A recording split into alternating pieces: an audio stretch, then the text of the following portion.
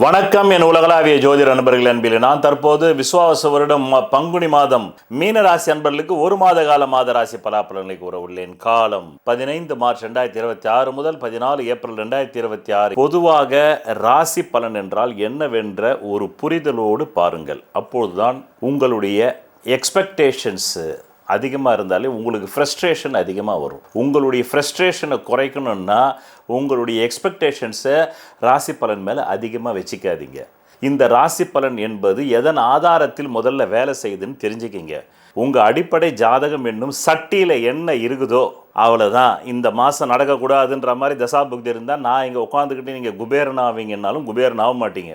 உங்கள் அடிப்படை ஜாதகத்தில் நல்ல ராஜயோக தசாபுக்தி போனால் இங்கே நான் உட்காந்துக்கிட்டு உங்களுக்கு தப்பே நடக்குன்னு சொன்னாலும் தவறுகள் நடக்காது. இதுதான் ராசி பலன். ராசி பலன் சோறாக்க முடியாது, அது ஒரு ஊறுகா. சோறு என்பது உங்கள் அடிப்படை ஜாதகம்.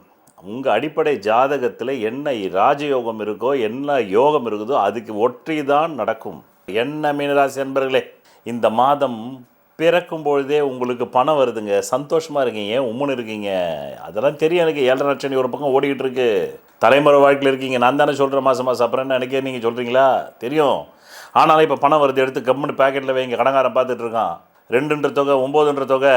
முதல் தொகை 2, ரெண்டாவது தொகை 9, அடுத்தது 2 தொகை ஓப்பனிங். எப்போதாதான் இந்த 2 தொகை வருது உங்களுக்கு. முதல் தொகை 2, அடுத்தது 9ன்ற தொகை வருது. எடுத்து வைங்க. பின்னாடி சொல்கிறேன் என்ன பண்ணணும்னு வைங்க எடுத்து.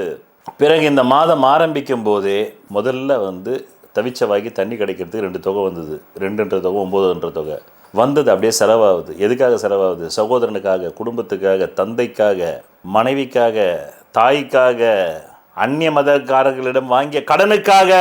இப்படி சொல்லணும் ஜோசின்னு சொன்னால் சும்மாவா?